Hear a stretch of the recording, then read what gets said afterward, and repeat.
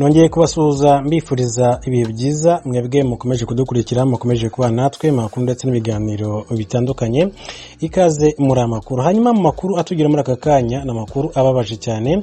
Abakozi bane ba Minisiteri y'Ubutegetsi bw'Igihugu Minaloke bakomerekeye mu mpanuka y'imodoka yabereye mu karere ka Karongi mu ntara y'Uburengerazuba kuri uyu wa gatatu tariki ya 19 Gicurasi 2021. Ni impanuka bivuga ko yabereye mu kagari ka ry'Aruhanga ho mu murenge wa Mubuga. Amakuru imodoka yo mu bwoko bwa Vewiti ifite plaque ya RAD 108G bari abakozi barimo bivuga ko yakoze impanuka nyuma yo kunanirwa gukata ikorosi ryo muri kariya gace bikarangira rero iguye mu rutoki ruri muri metero 20 uvuye mu muhanda. Iyi modoka bivuga ko rero yavaga ikarongi yerekeza Nyamasheke iri mu zari ziherekeje Minisitiri w'Ubutegetsi bw'Igihugu Gatabazi Jean Marie Vianney mu by'ukuri uri kugirira uruzinduko mu ntara y'Uburengerazuba bw'u Rwanda. Abakomerekeye bikomeye cyane muri iriya mpanuka barimo uwitwa Kabayija Freddy w'imyaka 38 warutwaye iriya modoka, Semwaga Angel w'imyaka 52, Karangwa Kasi w'imyaka 42 ndetse n'uwitwa Kamanzi. Umunyamabanga nshingwabikorwa w'umurenge wa Mubuga witwa Ntakirutimana Gaspari akaba yavuze ko impanuka yabaye ahagana saa 4:30 za mu gitondo. Yagize ati byatewe no kutaringaniza umuvuduko irenga umuhanda igwa ahantu mu rutoki, abarimo barakomereka bajyanwa kwa muganga.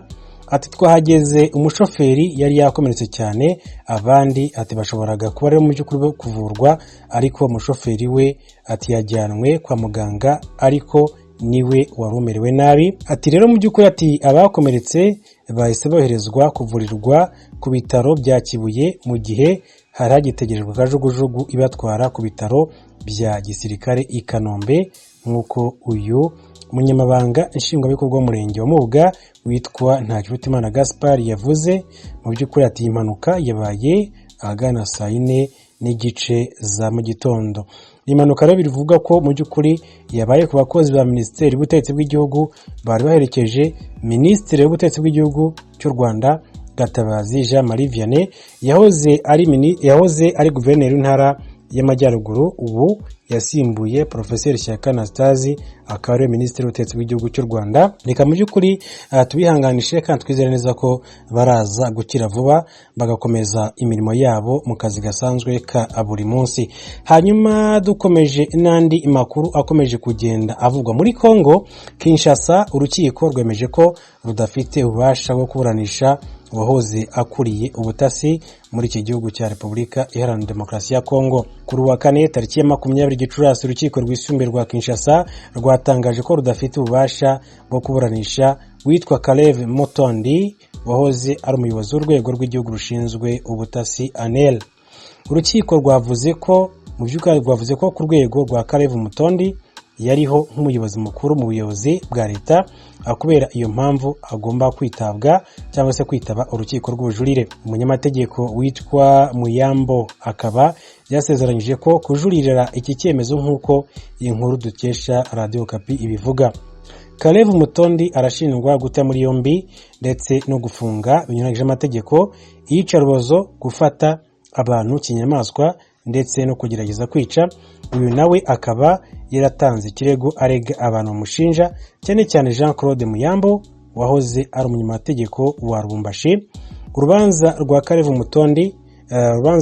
Mutondi kuri Muyambo rwasubitswe inshuro zigera kuri 2 kubera mu by'ukuri uregwa atarahari. Hanyuma mu yandi makuru Red Tabara ni umutwe urwanya ubutegetsi bw'igihugu cy'u Burundi by'umwihariko CNDD-FDD ikaba ishinja ingabo z'u Burundi kwifatanya na FDLR, Gumino ndetse na Twirwaneho.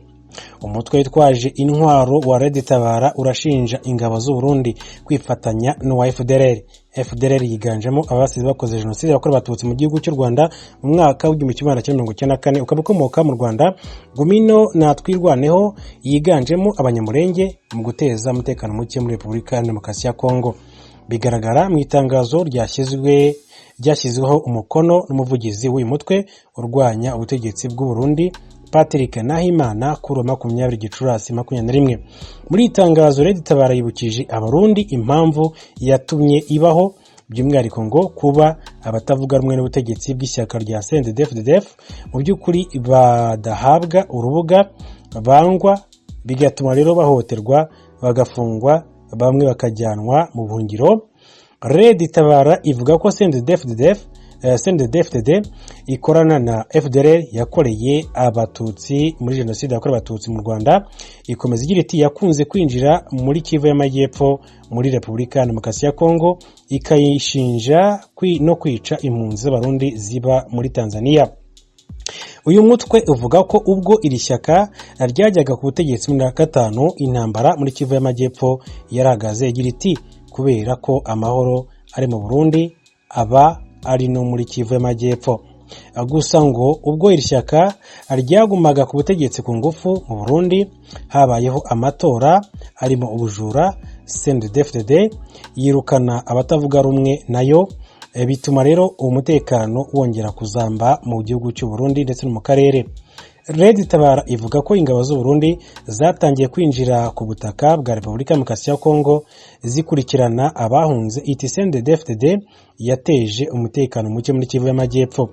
Uyu mutwe ufite ibirindiro mu ntara ya Kivu y'Amajyepfo uvuga ko leta y'u Burundi iha intwaro umutwe witwaje intwaro wa Gumino ndetse na Twirwaneho, ikifatanya n'ingabo zabwo na FDLR mu kurwanya.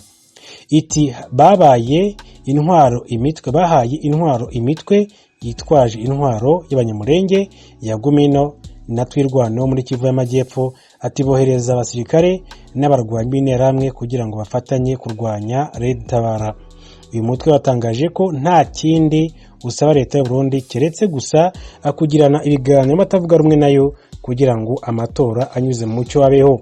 Ingabo z'u Burundi zavuzwe muri Repubulika Iharanira Demokarasi ya Kongo kenshi cyane, ariko leta yo ntibyemera. Kuva muri 2019 hasohotse raporo zitandukanye zirebana na mutekano zivuga ko ingabo z'u Burundi ziri muri Kivu y'Amajyepfo aho zagiye guhiga imitwe yitwaje intwaro irwanya leta iriho irimo Tabara na Forebu. Gusa muri Mata 2020 umuvugizi w'ibiro by'umukuru w'igihugu mu Burundi Jean-Claude Karerwa Ndenzaho yarabihakanye, avuga ko igihugu cye kidashobora mu by'ukuri kohereza ingabo mu kindi gihugu kitabisabwe n'imiryango mpuzamahanga. Jean-Claude Karerwa yagize ati keretse bisabwe gusa n'ubumwe bwa Afurika cyangwa umuryango w'abibumbye, u Burundi ntibushobora kohereza ingabo mu kindi gihugu. Mu gihe u Burundi bukivuga ko nta ngabo zabwo ziri muri Kongo, impuguke z'umuryango w'abibumbye muri Werurwe 2021 zasohoye raporo ivuga ko zifite ibimenyetso bifatika bigaragaza ko izi ngabo ziriyo.